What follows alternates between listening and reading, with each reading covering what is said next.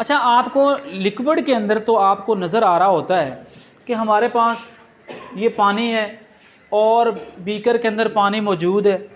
आप इसमें एक ड्रॉप जो है वो इंक का डाल देते हो, वो ड्रॉप इस पानी के अंदर चला जाता है। ठीक है, गौर करें, अगर आप नीली स्याही का इंक ड्रॉप डालते हो इसके अंदर, बेटा बुक्स ना देखो, अभी समझो, इसको रीड कर लेना, बाद में थोड़ा समझ लेना, कंसेप्ट आपको क्लियर हो। जैसे आप नीली स्याही का जो ड्रॉप इसमें डालते हो तो ये सारे का सारा पानी थोड़ी बहुत देर बाद नीला हो जाता है सारा, है ना, ब्लू कलर हो जाता है। क्यों होता है? क्योंकि जो मालिक्यूल होते हैं वो मूव कर रही है, जो मालिक्यूल ये ड्रॉप इसमें है, ये पानी के जो मालिक्यूल, मैं पानी के मालिक्यूल इससे शो कर लेता हूँ, ये पानी के मालिक्यूल हैं, ऐसे ऐसे। तो पानी के मालिक्यूल कभी इधर जा रहे होंगे, कभी इधर जा रहे होंगे, कभी इधर जा रहे होंगे, और ऐसे वो पूरे हैं, ये सारे के सारे मूवमेंट हो रही है। तो इसीलिए ये जो मालिक्यूल जो होते हैं वो इंक को लेके, जो ये ब्लू कलर है, इस इंक को लेकर भी सारे बीकर के अंदर चले जाता है, और ये सारा पानी का जो सारे का सारा पानी जो होता है वो ब्लू हो जाता है, नीला हो जाता है, क्योंकि यहाँ पर पानी के मालिक्यूल की मोशन हो रही है। क्लियर है? अच्छा, एक और एग्जांपल ले लेते हैं हम। एक हमारे पास बंद सिलेंडर है, घरों में आप गैस का यूज़ कर रहे होते हैं।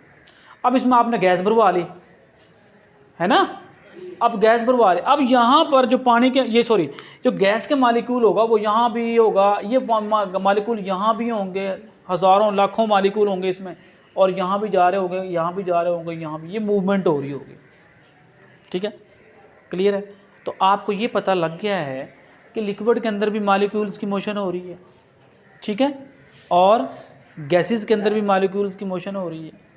लेकिन अगर आपसे ये पूछा जाए कि हमारे पास ठोस सब्सटेंसेस हैं, कोई हमारे पास ये आयरन का टुकड़ा है, कोई बड़ा पीस आपने पकड़ लिया और इसके अंदर भी अरबों खरबों एटम होंगे, और मैं अरबों खरबों एटम को ऐसे शो कर लेता हूँ कि वो इस तरह से आपस में जुड़े हुए होंगे, है कि नहीं बात?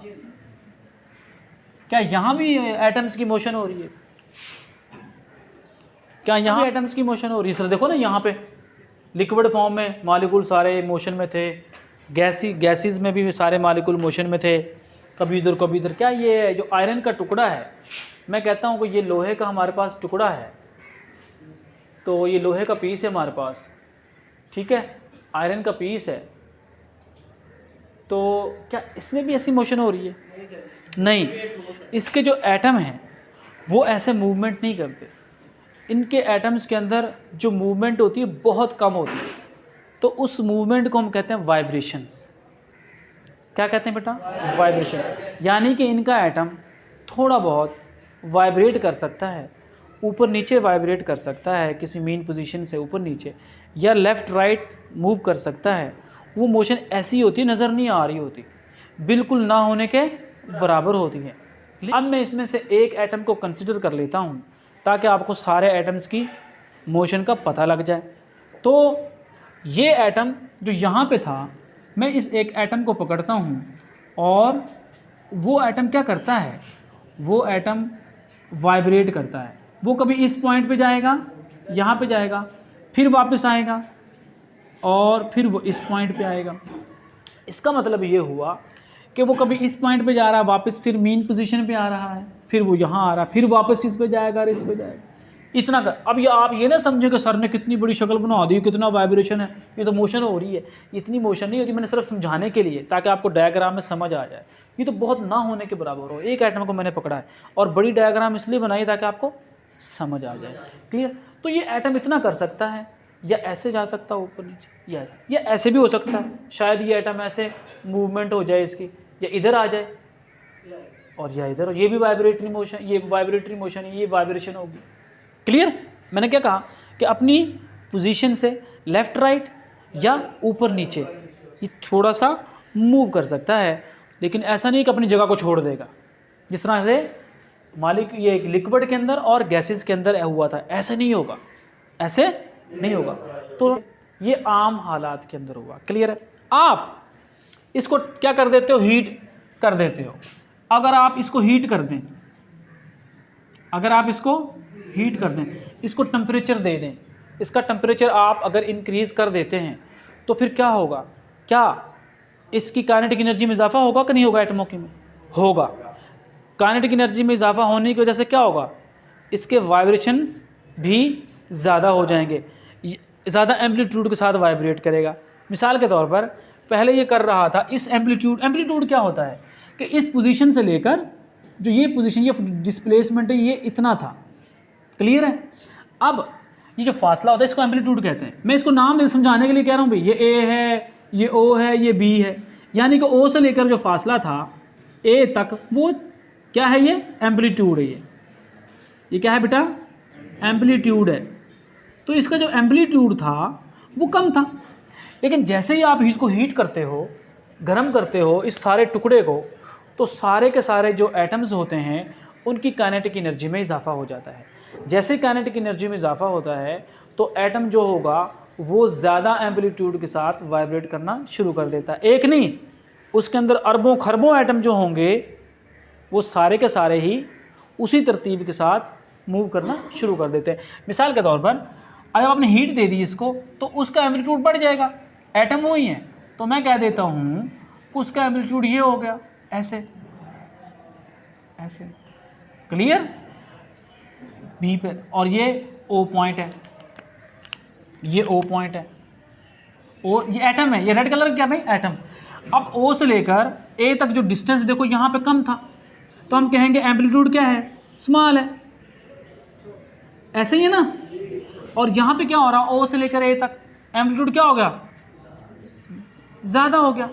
तो यहाँ पे क्या है? एम्पलीट्यूड ज़्यादा है। क्या हो गया बेटा? एम्पलीट्यूड ज़्यादा है।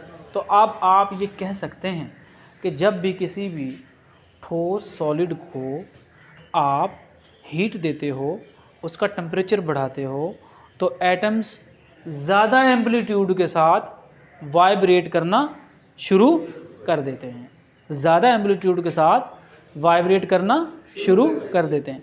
अगर टेम्परेचर कम हो तो कम एम्पलीट्यूड के साथ शुरू कर देते हैं। अच्छा, गौर करें तो जब आप हीट दे रहे हैं या टेम्परेचर दे रहे हैं तो उनका एम्पलीट्यूड भी क्या है?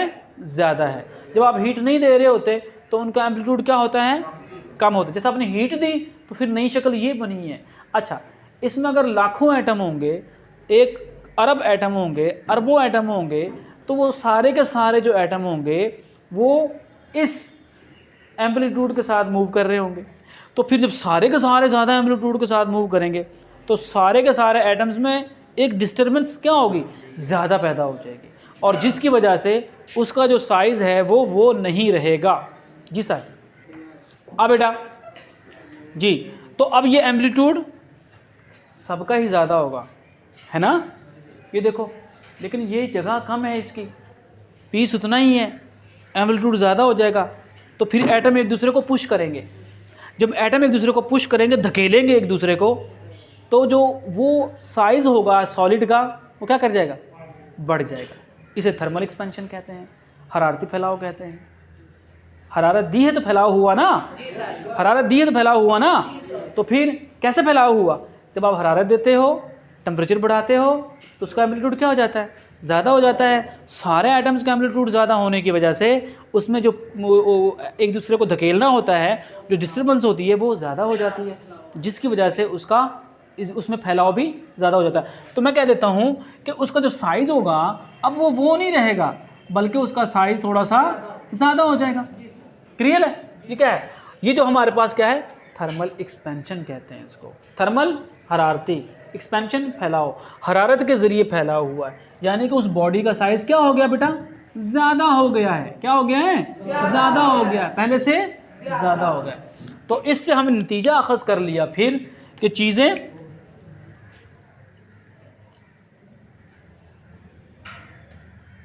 एक्सपेंड करती हैं ऑन हीटिंग। जब आप उनको गर्म करते हो तो चीज़ें क्या कर जाती हैं? एक्सपेंड कर जाती हैं, फैल जाती हैं और कॉन्ट्रैक्ट कर जाती हैं। कॉन्ट्रैक्ट ऑन कूलिंग, ठंडा करने पर वो चीज़ें क्या हो जाती हैं बेटा? कॉन्ट्रैक्ट हो जाती हैं